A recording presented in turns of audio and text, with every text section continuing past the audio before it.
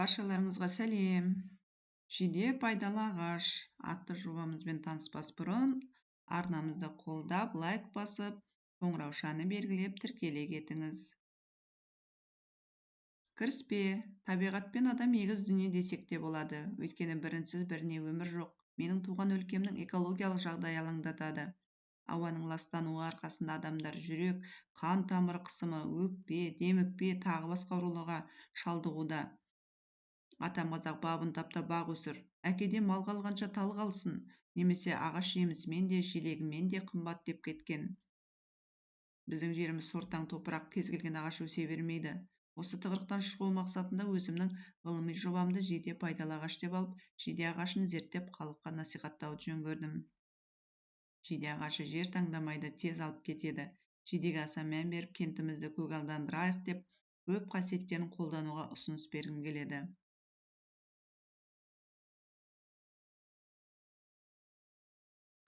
Жиде дегеніміз не? Жиде тұқымдасына жататын ағаш. Бұта түрлері де бар. Қазақстанда 2 түрі бар. Түркмен жидесі, үшкірім жемісті жиде. Солтүстік облыстардан басқа барлық жерлерінде өседі. Бұталар тікенді, күміс түсті, ұзынша кезек орналасқан жапырақтары болады. Гүлі қос жынысты, жазғы түрін гүлдейді. Жиде шірнелі өсімдік, тұқымынан тамыр өскінінен де, тамыр түбінен де көбейеді. Жемісі жалған сүйек, сырты ұнтақты, жұмсақ қабықпен жабылған, түсі қызғылттау, бірақ қоңыр қапшықпен жабылғаннан кейін күлгін көрінеді. Оны жеуге болады. Қорқыт ата жазбасында сыр бойын мекендеген Оғыз ұлысының бегі Қазанның белі баласы Ораздың аузымен айтылған мынадай асыл сөз жазылған.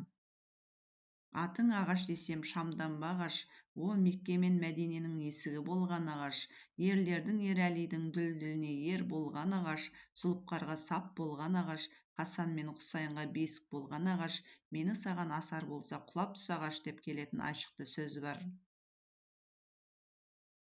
Сүйір жемісті жиде, оның биіктігі 3-8 сантиметр, бұтақтары тікенді, жапырақтары сыртын майда күмісті түсті тарамдалған түктер жауып жатады. Жапырағы бүтін жиекті кезектесіп не қарама-қарсы орналасады.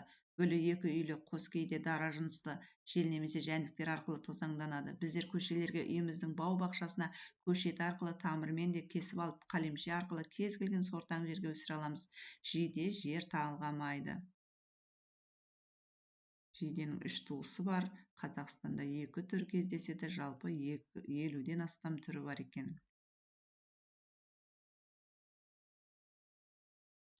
Жиденің өсетін жерлері Іле алатауында, Қаратауда, Жоңғар алатауында, Сырдария өзенінің бойында, Арыс жағалауында, Талас өзенінің жағалауында өседі екен.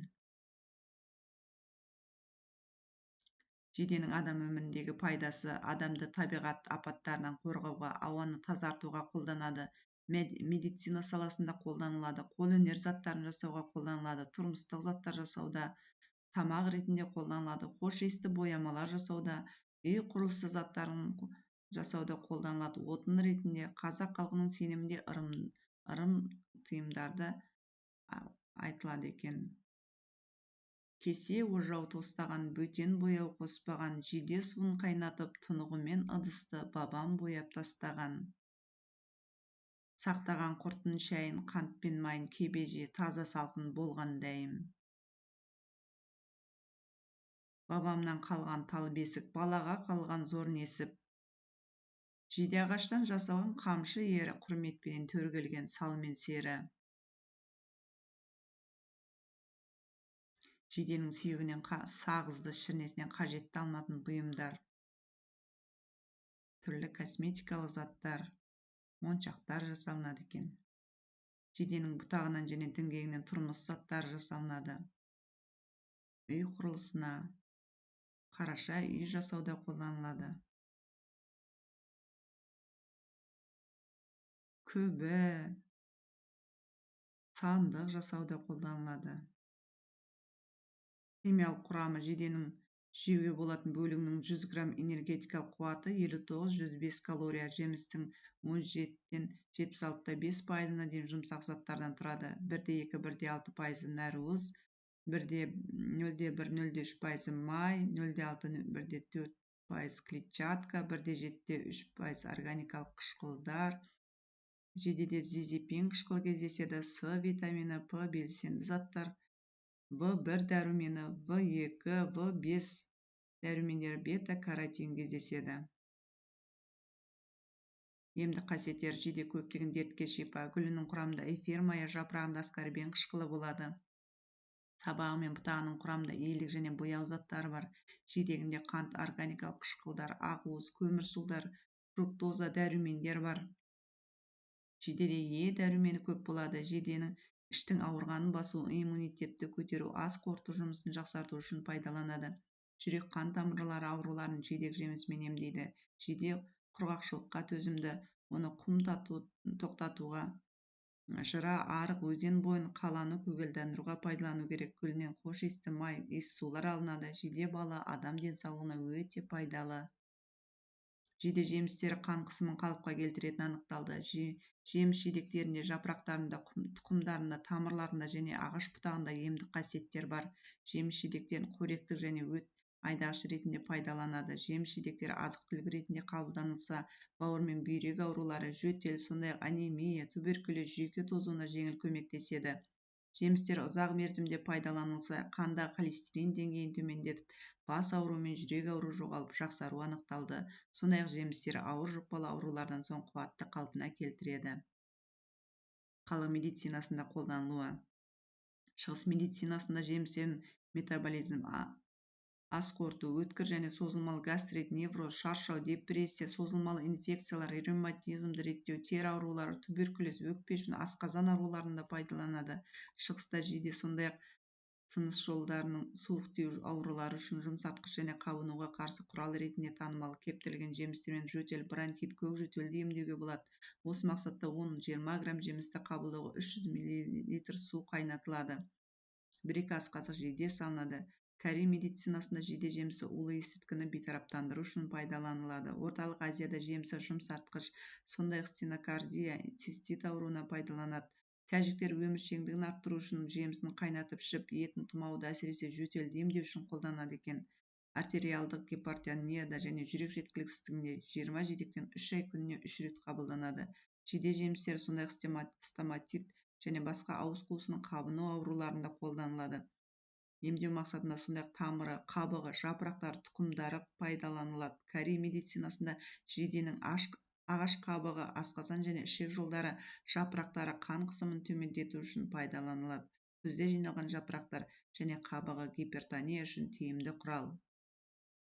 Жағымсыз әсерлері: қолдануға болмайтын жағдайлар: қан қысымы төмен болған адамдар жиде жемістерін пайдалану шектеулі болуы тиіс.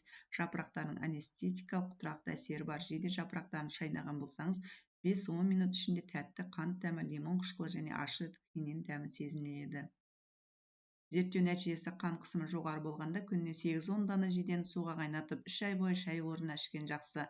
Қан қысымы 120-80 болып қалыпқа келеді.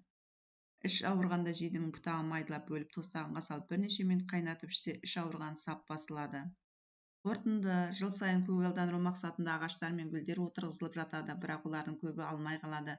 Кез келген ағашты отырғызбай, өзіміздің топырағымызға бейім, тез алып кететін және жан-жақты пайдасы бар мәдени, әдемі ағаш жидені отырғызсақ деймін. Кезінде Алматының көшелерінде алма көп өсіп тұрған емес пе? Кез келген адам дәрумен жеміс сырттан іздемеген, көшеде келе жатып аға апортты жеп кете берген. Біз де жидені отырғызып, кентімізді көркейтіп жақсартсақ, нұр үстіне нұр болар еді. Сонда халық үшін де, мемлекетіміз үшін де пайдалы іс болар еді. Жиде пайдалы ағаш деп айта отырып, одан бірде-бір қалдық қалмайтын қасиетін пайдалана білейік. Ұсыныстар: еліміздің экологиялық жағдайын жақсарту мақсатында жергілікті жердің топырақ ерекшелігін ескере отырып көгалдандыру жолын қарастыру. Жиде ағашының қоршаған ортаны қорғауға, адам өміріне толық пайдасы бар екендігі анықталып дәлелденіп, табиғат сыйын көбейтуге күш салуға зор мән берілсе, жиде ағашын көптеп өсіру арқылы тосап сусындар шығаратын өндірісті дамыту. Ең негізгісі, жиде өсіру арқылы қоршаған ортаның экологиялық жағдайын тұрақтандыру. Осымен жобамыз тәмамдалды. Бейнебаянымыз ұнаса, арнамызды қолдап, лайк басып, қоңыраушаны белгілеп тіркеле кетіңіздер. Алда тағы да қызықты жобалар ұсынатын боламыз.